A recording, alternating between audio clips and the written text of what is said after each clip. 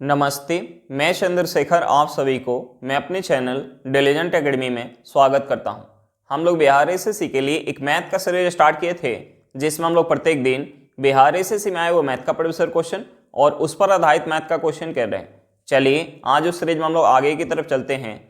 इससे पहले अगर आप मेरे चैनल पर नए हो तो चैनल को सब्सक्राइब कर लें और बेल आइकन को प्रेस करना बिल्कुल ना भूलें, ताकि आपको सबसे पहले लेटेस्ट नोटिफिकेशन मिलता रहे।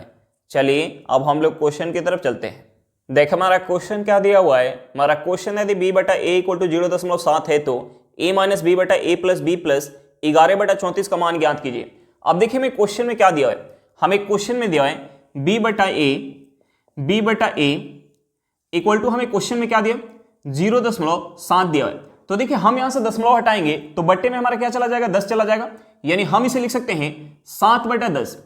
अब देखिए हम यहां से मान ले कि b इक्वल टू 7 है तो a इक्वल टू क्या हो जाएगा, a इक्वल टू 10 हो जाएगा। अब देखिए हमसे पूछ रहे हैं a माइनस बी बटे a प्लस बी प्लस 11/34 पूछ रहे हैं। अब देखिए हम यहां a और b का वैल्यू पुट करेंगे। a इक्वल टू क्या है 10 है तो b इक्वल टू क्या है 7 है, तो यहां से हमारा हो जाएगा 10 माइनस 7 बटे क्या हो जाएगा 10 प्लस 7 प्लस 11/34। अब देखिए हम इसे माइनस करेंगे तो ये हमारा क्या हो जाएगा 3 हो जाएगा। हम इसे ऐड करेंगे तो ये क्या हो जाएगा 17 हो जाएगा प्लस 11/34। अब देखिए यहां हमारा बट्टे में क्या है 34 है, यहां क्या है 17 है, तो हम इसे भी 34 बना लेते हैं। अब देखिए 34 बनाने के लिए हम ऊपर नीचे 2 से गुना करेंगे तो ये हमारा हो जाएगा 6/34। हम इसे ऐड करेंगे तो ये हमारा क्या हो जाएगा, ये हमारा हो जाएगा 17/34। ये हमारा क्या हो जाएगा 17/34। अब देखिए 17 से 34 कितने बार में जाएगा, 2 बार में, यानी हम इसे लिख सकते हैं 1/2। हम इसे अगर पॉइंट में चेंज करेंगे तो ये हमारा क्या हो जाएगा 0.5 हो जाएगा, यानी यहां से हमारा आंसर क्या निकल के आ गया 0.5 निकल के आ गया। चलिए क्वेश्चन समझ में आ गया होगा, नेक्स्ट क्वेश्चन पे चलते हैं। देखिए हमारा क्वेश्चन क्या दिया हुआ है। हमारा क्वेश्चन एक त्रिभुज का क्षेत्रफल 96 सेंटीमीटर स्क्वायर है तथा इसकी भुजाओं का अनुपात 6:8:10 है। त्रिभुज का परिमाप क्या है, हमसे पूछ के रहे त्रिभुज का परिमाप पूछ रहे। तो देखिए त्रिभुज का परिमाप निकालने के लिए हमें सबसे पहले त्रिभुज के तीनों भुजा की लंबाई निकालना होगा। अब देखिए हमें क्वेश्चन में क्या दिया है, हमें क्वेश्चन में भुजाओं का रेशियो दिया है। हमें रेशियो क्या दिया, हमें रेशियो दिया 6:8:10। अब देखिए हमें भुजाओं का रेशियो दिया है तो हम यहां से त्रिभुज के तीनों भुजा की लंबाई मान सकते हैं। अब देखिए हमने मान लिया कि एक भुजा की लंबाई 6x है तो दूसरी भुजा की लंबाई क्या हो जाएगी 8x हो जाएगी और तीसरी भुजा की लंबाई क्या हो जाएगी 10x हो जाएगी। अब देखिए एक हमारा ट्रिपलेट होता है 6, 8, 10। तो देखिए अगर हम ट्रिपलेट में किसी संख्या से गुना करते हैं तो वहां से जो हमारी संख्या निकल के आती है वो भी आपस में क्या होती है, ट्रिपलेट होती है। तो देखिए 6, 8, 10 क्या होता है, ट्रिपलेट होता है। अगर हम इसमें x से गुना करेंगे तो यहां से जो हमारी संख्या निकल के आएगी ये भी आपस में क्या होगी, ट्रिपलेट होगी। अब देखिए ट्रिपलेट में जो सबसे बड़ा नंबर होता है, वो हमारा क्या होता है, कर्ण होता है, और जो दो छोटा नंबर होता है उसमें से एक हमारा लंब होता है और एक हमारा आधार होता है। अब देखिए यहां हमें पता चल गया कि ये जो हमारी त्रिभुज है वो समकोण त्रिभुज है और यहां हमें लंब और आधार पता चल गया, तो हम यहां से त्रिभुज का क्षेत्रफल निकाल सकते हैं। त्रिभुज का क्षेत्रफल क्या हो जाएगा 1/2 गुने, अब देखिए हमने मान लिया कि 6x क्या है, आधार है, तो 8x क्या हो जाएगा, लंब हो जाएगा, यानी 1/2 गुने आधार गुने लंब। अब देखिए यहां से जो हमारा क्षेत्रफल निकल के आएगा, और हमें क्वेश्चन में क्षेत्रफल क्या दिया 96 सेंटीमीटर स्क्वायर, यानी यहां से जो क्षेत्रफल निकल के आएगा वो किसके बराबर होगा, 96 सेंटीमीटर स्क्वायर के बराबर होगा। अब देखिए हम इस इक्वेशन से x का वैल्यू निकाल सकते हैं। हम इसे अगर 2 से काटेंगे तो देखिए 6 2 से कितने बार में जाएगा, 3 बार में। अब देखिए 8 में 3 से गुना करेंगे तो ये हमारा कितना हो जाएगा 24 से 96 कितने बार में जाएगा, 4 बार में।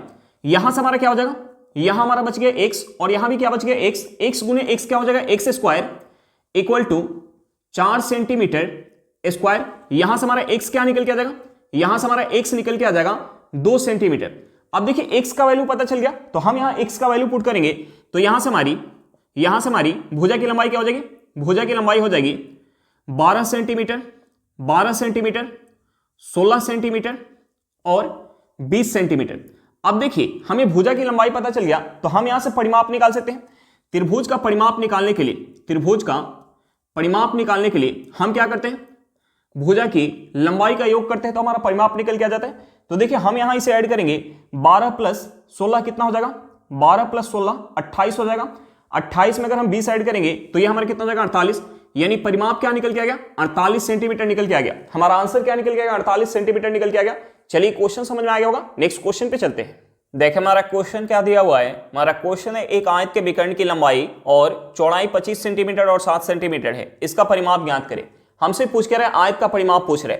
अब देखिए हमें क्वेश्चन में एक आयत दिया हुआ है, हमें क्वेश्चन में एक आयत दिया हुआ है जिसका हमें क्वेश्चन में एक आयत दिया हुआ है जिसका हमें चौड़ाई दिया हुआ है। हमें चौड़ाई कितना दिया, हमें चौड़ाई दिया 7 सेंटीमीटर, चौड़ाई कितना दिया 7 सेंटीमीटर। और हमें क्वेश्चन में क्या दिया, विकर्ण की लंबाई, विकर्ण की लंबाई हमें क्वेश्चन में क्या दिया, विकर्ण की लंबाई दिया हुआ है 25 सेंटीमीटर, विकर्ण की लंबाई क्या दिया 25 सेंटीमीटर।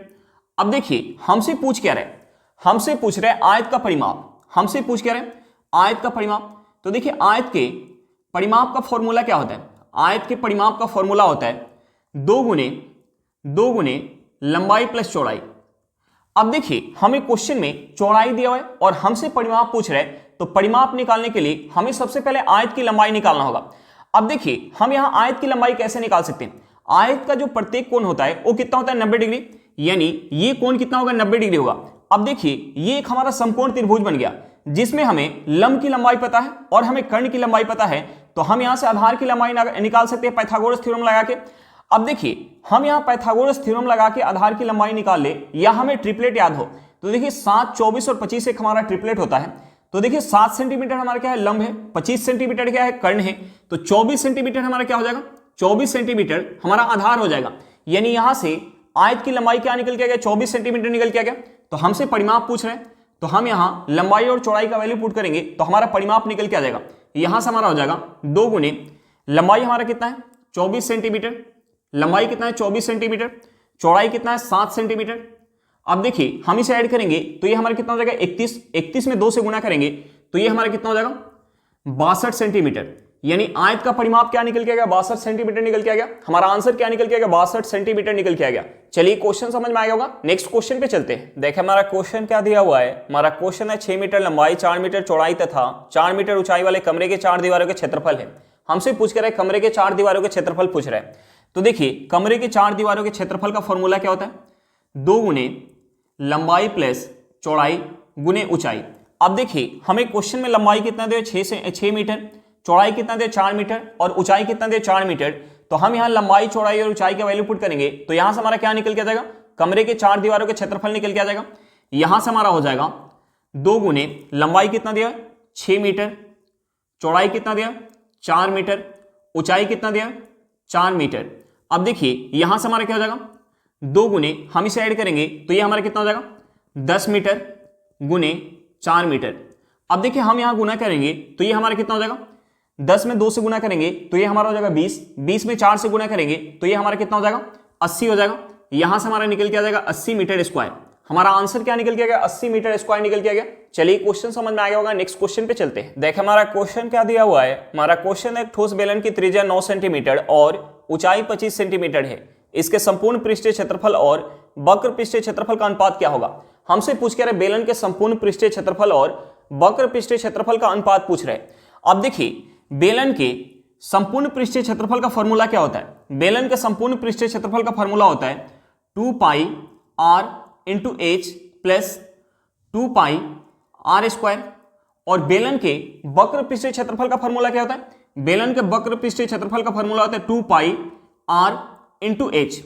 अब देखिए हम यहां से क्या कॉमन ले सकते हैं, हम यहां से 2 पाई r कॉमन ले सकते हैं। हम यहां से 2 पाई r कॉमन लेंगे तो यहां हमारा क्या बच जाएगा h बच जाएगा, यहां हमारा क्या बच जाएगा r बच जाएगा, is to 2 pi r into H. अब देखिए हम यहां से 2 से 2 काट सकते हैं, पाई से पाई काट सकते हैं, r से r काट सकते हैं। यहां से अगर हम रेशियो निकालेंगे संपूर्ण पृष्ठीय क्षेत्रफल और वक्र पृष्ठीय क्षेत्रफल का तो रेशियो क्या हो जाएगा h plus r is to h। अब देखिए हमें क्वेश्चन में r का वैल्यू क्या दे 9 सेंटीमीटर और हमें h का वैल्यू क्या दे 25 सेंटीमीटर। तो हम यहां h और r का वैल्यू पुट करेंगे। देखिए हमें h कितना दिया, हमें h दिया है 25 सेंटीमीटर, h कितना दिया 25 सेंटीमीटर, r कितना दिया 9 सेंटीमीटर, h कितना दिया h दिया है 25 सेंटीमीटर। अब देखिए हम इसे ऐड करेंगे 25 में 9 ऐड करेंगे तो ये हमारा कितना हो जाएगा, ये हमारा हो जाएगा 34 सेंटीमीटर। ये कितना हो जाएगा 34 सेंटीमीटर इज टू 25 सेंटीमीटर। अब देखिए हम यहां से सेंटीमीटर काट सकते हैं, यानी यहां से संपूर्ण पृष्ठीय क्षेत्रफल और वक्र पृष्ठीय क्षेत्रफल का रेशियो क्या निकल के आ गया? रेशियो निकल के आ गया 34:25। हमारा आंसर क्या निकल के आ गया? 34:25 निकल के आ गया। चलिए क्वेश्चन समझ में आ गया होगा, नेक्स्ट क्वेश्चन पे चलते हैं। देखिए हमारा क्वेश्चन क्या दिया हुआ है। हमारा क्वेश्चन है यदि दो पासों को रैंडम फेंका जाए तो उन पर आए अंकों के योग के 6 के अपवर्त होने की क्या प्रायिकता है। हमसे पूछ क्या रहे हैं कि अंकों के योग के 6 के अपवर्त होने की क्या प्रायिकता है। देखिए अंकों के योग के 6 के अपवर्त का मतलब क्या हुआ कि अंकों का जो योग हो वो 6 से विभाज्य होना चाहिए। तो देखिए दो पासा फेंका जा रहा है, दो पासा फेंका जा रहा है, तो कुल जो है संभव परिणाम क्या हो सकता है? कुल संभव परिणाम हो सकता है 6 गुने 6, ये कितना हो जाएगा? 36 हो जाएगा। अब देखिए कुल अनुकूल परिणाम क्या हो सकता है कि अंकों का योग जो है वो 6 से विभाज्य हो जाए। तो देखिए पहले पे अगर 1 आ जाए और दूसरे पे 5 आ जाए तो अंकों का योग कितना हो जाएगा? 6 हो जाएगा। 6 जो है 6 से विभाज्य होगा। दूसरा हमारा क्या हो सकता है? दूसरा हमारा हो सकता है कि पहले पे 2 आ जाए और दूसरे पे 4 आ जाए। और हमारा क्या हो सकता है? और हमारा हो सकता है कि पहले पे 3 आ जाए और दूसरे पर भी 3 आ जाए। और हमारा क्या हो सकता है कि पहले पे 4 आ जाए और दूसरे पे 2 आ जाए। और हमारा क्या हो सकता है? पहले पे 5 आ जाए और दूसरे पे 1 आ जाए। और हमारा क्या हो सकता है? पहले पे 6 आ जाए और दूसरे पे भी 6 आ जाए। 6 + 6 कितना होगा? 12। 12 भी 6 से विभाज्य होगा। तो देखिए कुल जो है अनुकूल परिणाम क्या होगा? कुल अनुकूल परिणाम होगा 1 2 3 4 5 6। अब देखिए हमसे पूछ क्या रहे? प्रायिकता पूछ रहे। हमसे पूछ क्या रहे? प्रायिकता पूछ रहे। हमसे पूछ रहे प्रायिकता। तो देखिए कुल जो है संभव परिणाम क्या है? 36 है। कुल अनुकूल परिणाम क्या है? 6 है। तो प्रायिकता हो जाएगा 6/36। प्रायिकता क्या हो जाएगा? 6/36। अब देखिए 6 से 36 को काटेंगे, ये कितने बार में जाएगा? 6 बार में, यानी यहां से प्रायिकता हो जाएगा 1/6। हमारा आंसर क्या निकल के आ गया? 1/6 निकल के आ गया। चलिए क्वेश्चन समझ में आ गया होगा, नेक्स्ट क्वेश्चन पे चलते हैं। देखिए हमारा क्वेश्चन क्या दिया हुआ है। हमारा क्वेश्चन है 5 घंटे सुबह 9 बजे एक साथ बजती है। ये 12, 18, 24, 36 और 45 सेकंड के अंतराल पर बजती है। घंटियां पुनः किस समय पर एक साथ बजेंगी? तो देखिए हम सबसे पहले क्या करेंगे, जो ये हमारा समय अंतराल दिया हुआ है हम उस समय अंतराल का एलसीएम निकालेंगे। देखिए हमारा समय अंतराल क्या दिया हुआ है? हमारा समय अंतराल दिया 12 सेकंड, समय अंतराल दिया 12 सेकंड। दूसरा क्या दिया? 18 सेकंड। तीसरा क्या दिया? 24 सेकंड। चौथा क्या दिया? 36 सेकंड। पांचवा क्या दिया? 45 सेकंड। तो हम सबसे पहले इनका एलसीएम निकालेंगे। अब देखिए एलसीएम निकालने के लिए हम क्या करते हैं? एलसीएम निकालने के लिए सबसे पहले सबसे बड़े नंबर का फैक्टर करते हैं। तो देखिए यहां सबसे बड़ा क्या है? 45 है, यानी हम सबसे पहले 45 का फैक्टर करेंगे। तो देखिए 45 का फैक्टर क्या हो जाएगा? 45 का फैक्टर हो जाएगा 3 गुने 5। उसके बाद 36 है, तो हम 36 का फैक्टर करेंगे। तो देखिए 36 को क्या लिख सकते हैं? 9 गुने 4, 3 गुने 3 यानी 9 है, हमें 4 लेना होगा। 36 बनाने के लिए हमें 4 लेना होगा। तो देखिए हम 4 को क्या लिख सकते हैं? 4 को लिख सकते हैं 2 गुने 2। अब देखिए उसके बाद क्या है? 24 है, तो 24 को क्या लिख सकते हैं? 24 को लिख सकते हैं 8 गुने 3। 3 है, 2 गुने 2 है यानी 4 है। तो देखिए 4 को हमें 8 बनाने के लिए 1 2 लेना होगा। हमें जो है 1 2 लेना होगा। उसके बाद क्या है? 18 है, तो देखिए 18 को क्या लिख सकते हैं? 3 गुने 3 गुने 2। 3 गुने 3 है और 2 है। उसके बाद क्या है? 12 है, तो 12 को हम क्या लिख सकते हैं? 2 गुने 2 गुने 3। 2 गुने 2 है और 3 है। अब देखिए हम यहां गुना करेंगे तो हमारा एलसीएम निकल के आ जाएगा। हम यहां गुना करेंगे तो ये कितना हो जाएगा? 3 गुने 3 9, 9 5 45। 45 में 2 से गुना करेंगे तो ये हमारा कितना हो जाएगा? 90। 90 में 4 से गुना करेंगे तो ये कितना हो जाएगा? 360। यानी एलसीएम क्या निकल के आ गया? 360 सेकंड निकल के आ गया। हम इसे अगर मिनट में चेंज करेंगे तो ये कितना हो जाएगा? 6 मिनट हो जाएगा। ये कितना हो जाएगा? 6 मिनट। तो देखिए समय अंतराल का जो हमारा एलसीएम निकल के आएगा, समय अंतराल का जो हमारा एलसीएम निकल के आएगा, उतने समय बाद दोबारा जो है सभी घंटी फिर से एक साथ बजेंगी। तो देखिए पहली बार कब बज रही है? पहली बार 9 AM में बज रही है। पहली बार कब बज रही है? पहली बार 9 AM में बज रही है। तो देखिए इस 9 AM में अगर हम 6 मिनट ऐड कर देंगे तो दूसरी बार एक साथ बजने का हमारा समय निकल के आ जाएगा। दूसरी बार घंटी जो है फिर से एक बार कब बजेगी? 9:06 AM में। हमारा आंसर क्या निकल के आ गया? 9:06 AM। चलिए क्वेश्चन समझ में आ गया होगा, नेक्स्ट क्वेश्चन पे चलते हैं। देखिए हमारा क्वेश्चन क्या दिया हुआ है। हमारा क्वेश्चन है यदि 8 अंकों की संख्या 1 2 3 4 5 6 XY संख्या 8 से विभाज्य है तो XY के कुल कितने संभावित युग्म होंगे? हमसे पूछ के रहे XY के कुल संभावित युग्म पूछ रहे हैं। अब देखिए मैं क्वेश्चन में संख्या क्या दिया हुआ है? क्वेश्चन में संख्या दिया हुआ है 1 2 3 4 5 6xy और हमें क्वेश्चन में दिया कि ये संख्या 8 से पूरी तरीके से विभाज्य है। तो देखिए 8 से विभाज्यता का नियम क्या होता है कि संख्या का अंतिम 3 अंक अगर 8 से विभाज्य है तो वह संख्या हमारी 8 से विभाज्य होगी। और हमें क्वेश्चन में दिया कि ये संख्या 8 से पूरी तरीके से विभाज्य है, इसका मतलब होगा कि इसका अंतिम 3 अंक भी 8 से विभाज्य होगा। अब देखिए हमसे x y का युग्म पूछ रहा है, तो देखिए हम यहाँ x और y की जगह क्या क्या पुट करें ताकि अंतिम 3 अंक हमारा 8 से पूरी तरीके से विभाज्य हो जाए। हमसे पूछ रहे x y का युग्म, हमसे पूछ कर x y का युग्म पूछ रहे हैं। अब देखिए अगर हम यहाँ x के जगह 0 पुट कर लें, हम यहाँ x के जगह 0 पुट कर लें तो ये हमारा कितना हो जाएगा, 60 हो जाएगा। 60 को अगर हम 8 से काटेंगे तो 8 से 56 यानी शेष कितना बच जाएगा, 4 बच जाएगा। शेष 4 बचेगा तो देखिए y के जगह या तो हम 0 पुट कर ले या हम 8 पुट कर ले।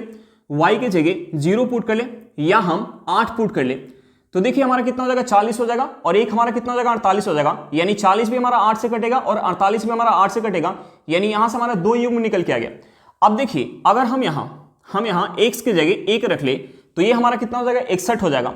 61 को काटेंगे तो 8 से 56 शेष कितना बच जाएगा, 5 बच जाएगा। 5 बचेगा यानी यहाँ y की जगह हमें क्या लेना होगा, 6 लेना होगा। अब देखिए अगर हम यहाँ 2 ले ले, हम यहाँ x की जगह 2 ले ले तो ये हमारा कितना हो जाएगा, 62 हो जाएगा। यानी शेष कितना बच जाएगा, 6 बच जाएगा। शेष 6 बचेगा तो हमें y की जगह क्या लेना होगा, y की जगह हमें 4 लेना होगा, तब जाके हमारा कितना बच जाएगा, 64। 64 हमारा 8 से पूरी तरीके से कट जाएगा। अब देखिए अगर हम यहाँ x की जगह अगर 3 ले ले, हम यहाँ x की जगह 3 ले ले तो ये हमारा कितना हो जाएगा, 63। 63 को काटेंगे तो शेष कितना बच जाएगा, 7 बच जाएगा। यानी हमें यहाँ y की जगह कितना लेना होगा, 2 लेना होगा, तो हमारा कितना बन जाएगा, 72। 72 हमारा 8 से पूरी तरीके से कट जाएगा। अब देखिए हमने क्या लिया, 3 लिया, तो हम यहाँ अगर x की जगह 4 ले ले, हम यहाँ x की जगह 4 ले तो ये हमारा कितना हो जाएगा, 64। 64 हमारा 8 से पूरी तरीके से कट जाएगा। यानी हम यहाँ y की जगह या तो 0 पुट कर ले या हम यहाँ 8 पुट कर ले, यानी यहाँ से हमारा 2 युग्म निकल के आ जाएगा। अब देखिए अगर हम यहाँ x की जगह 5 पुट कर ले, x की जगह 5 पुट कर ले तो ये हमारा कितना हो जाएगा, 65। यानी शेष कितना बच जाएगा, 1 बच जाएगा। यानी हमें यहाँ y की जगह कितना लेना होगा, 6 लेना होगा। अब देखिए अगर हम यहाँ 6 पुट कर ले, x की जगह 6 पुट कर ले तो ये हमारा कितना हो जाएगा, 66। यानी शेष कितना बचेगा, 2 बचेगा। यानी हमें यहाँ y की जगह क्या लेना होगा, 4 लेना होगा। अब देखिए अगर हम यहाँ 7 पुट कर ले, हम यहाँ अगर 7 पुट कर ले तो ये हमारा कितना हो जाएगा, 67 हो जाएगा। यानी शेष कितना बचेगा, 3 बचेगा। यानी हमें y की जगह क्या लेना होगा, 2 लेना होगा। अब देखिए अगर हम 8 ले ले, हम यहाँ 8 ले ले तो यहाँ शेष क्या बचेगा, 8 8 64 यानी 4 बच जाएगा। तो देखिए शेष 4 बचेगा तो या तो हम 0 ले ले तो 40 बन जाएगा, या हम 8 ले ले तो कितना बन जाएगा, 48 बन जाएगा। यानी दोनों हमारा कटेगा, यानी यहाँ से भी हमारा 2 युग्म निकल के आ गया। अब देखिए हम यहाँ अगर 9 ले ले, हम यहाँ अगर 9 ले ले x की जगह तो ये हमारा 69 हो जाएगा। 69 को काटेंगे तो शेष कितना बच जाएगा, 69 को काटेंगे तो शेष बच जाएगा 5। यानी शेष 5 बच रहे तो y की जगह हमें कितना लेना होगा, 6 लेना होगा। अब देखिए यहां से हमारा टोटल युग्म कितना निकल के आ गया, 1 2 3 4 5 6 7 8 9 10 11 12 13। यानी यहां से जो है कुल संभव युग्म कितना निकल के आ गया, 13 निकल के आ गया। हमारा आंसर कितना निकल के आ गया, 13 निकल के आ गया। चलिए क्वेश्चन समझ में आ गया होगा, नेक्स्ट क्वेश्चन पे चलते हैं। देखिए हमारा क्वेश्चन क्या दिया हुआ है, हमारा क्वेश्चन है 4 अंकों की वह बड़ी से बड़ी संख्या ज्ञात करें जो 15, 24 और 40 से पूर्णतः विभाज्य है। तो देखिए हम सबसे पहले क्या करेंगे, यहां हम जिससे विभाजित करें हम उसका एलसीएम निकालेंगे। देखिए हम यहाँ किससे विभाजित करें, हम यहाँ विभाजित करें 15 से, 24 से और 40 से विभाजित करें तो हम सबसे पहले इनका एलसीएम निकालेंगे। अब देखिए हम एलसीएम निकालने के लिए क्या करते हैं, हम एलसीएम निकालने के लिए सबसे पहले सबसे बड़े नंबर का फैक्टर करते हैं। तो देखिए यहाँ सबसे बड़ा क्या है, 40 है, यानी हम सबसे पहले 40 का फैक्टर करेंगे। तो देखिए 40 का फैक्टर करेंगे तो ये क्या हो जाएगा, 2 गुने 2 गुने 2 गुने 5 हो जाएगा। उसके बाद हम 24 का फैक्टर करेंगे। तो देखिए 24 का फैक्टर करेंगे तो 24 को हम क्या लिख सकते हैं, 8 गुने 3। यहाँ हमारा 8 है, हमें 3 लेना होगा, हमें जो है 3 लेना होगा। उसके बाद हम 15 का फैक्टर करेंगे तो 15 का फैक्टर क्या हो जाएगा, 3 गुने 5, 3 है और 5 है।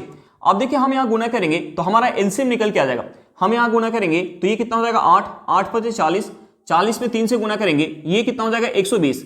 यानी एलसीएम कितना निकल के गया, 120 निकल के आ गया।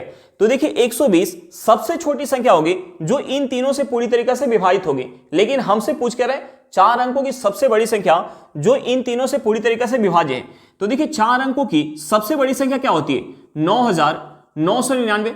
तो हम सबसे पहले क्या करेंगे, इस 9,999 में हम 120 से भाग देंगे, 120 से भाग देंगे, जो हमारा शेष बचेगा उस शेष को हम इसमें से माइनस करेंगे। वहां से जो हमारी संख्या निकल के आएगी वह 4 अंकों की सबसे बड़ी संख्या होगी जो इन तीनों से पूरी तरीके से विभाजित होगी। तो हम इसे सबसे पहले 120 से काटेंगे। तो देखिए हम इसे 120 से काटेंगे तो ये 8 बार में जाएगा। 120 में अगर हम 8 से गुणा करेंगे तो ये कितना हो जाएगा, 12×8 = 96 यानी 960 हो जाएगा।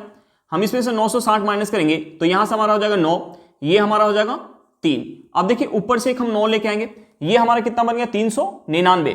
अब देखिए 399 को अगर हम 120 से काटेंगे तो ये कितने बार में जाएगा, 3 बार में। 12×3 = 36 यानी ये कितना हो जाएगा 360। हम इसमें से 360 माइनस करेंगे तो यहां शेष कितना बच जाएगा 39। अब देखिए इस शेष को हम 4 अंकों की सबसे बड़ी संख्या में से माइनस करेंगे, यानी 4 अंकों की सबसे बड़ी संख्या क्या है 9,999। हम इसमें से माइनस करेंगे 39 तो यहां से हमारा क्या बच जाएगा, ये बच जाएगा 0, ये हमारा हो जाएगा 6, ये हमारा हो जाएगा 9 और 9, यानी यहां से क्या निकल के आ गया 9,960।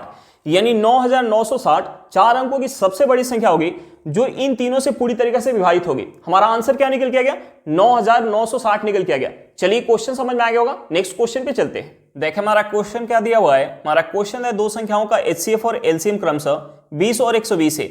यदि एक संख्या दूसरी संख्या से 50% अधिक है तो छोटी संख्या कौन सी है। हमसे पूछ कर छोटी संख्या पूछ रहे। अब देखिए मैं क्वेश्चन में देखिए एक संख्या दूसरी संख्या से 50% अधिक है। तो देखिए हमने मान लिया कि एक संख्या 2x है, हमने मान लिया कि एक संख्या 2x है और दूसरी संख्या जो है एक संख्या से 50% अधिक है, 50% अधिक है। तो देखिए 2x का अगर हम 50% निकालेंगे तो ये कितना हो जाएगा 100 हो जाएगा, यानी दूसरी संख्या कितनी हो जाएगी, दूसरी संख्या 3x हो जाएगी। अब देखिए हमें क्वेश्चन में HCF और LCM दिया हुआ है। तो एक हमारा कंसेप्ट होता है, पहली संख्या गुने दूसरी संख्या इक्वल टू LCM गुने HCF। अब देखिए एक संख्या हमारी क्या है 2x है, तो दूसरी संख्या क्या है 3x है। हमें क्वेश्चन में हमें LCM कितना दिया, LCM दिया 120, LCM कितना दिया 120 और HCF कितना दिया 20 दिया है। तो देखिए हम इस इक्वेशन से x का वैल्यू निकाल सकते हैं। 2 में अगर हम 3 से गुणा करेंगे तो ये कितना हो जाएगा 6 हो जाएगा। 6 से अगर हम 120 को काटेंगे तो ये कितने बार में जाएगा 20 बार में। अब देखिए x में x से गुणा करेंगे तो ये हमारा क्या हो जाएगा x² हो जाएगा, x² इक्वल टू 20 गुने 20 हो जाएगा। यहां से हमारा x इक्वल टू क्या निकल के आ जाएगा 20 निकल के आ जाएगा। अब देखिए हमें x का वैल्यू पता चल गया तो हम यहां से दोनों संख्या निकाल सकते हैं, यानी एक संख्या हमारी 2x है और x इक्वल टू क्या निकल के आ गया 20 निकल के आ गया, यानी संख्या क्या होगी 40 होगी और दूसरी संख्या क्या है 3x है। तो देखिए x इक्वल टू क्या है 20 है तो 3x इक्वल टू कितना हो जाएगा 60 हो जाएगा।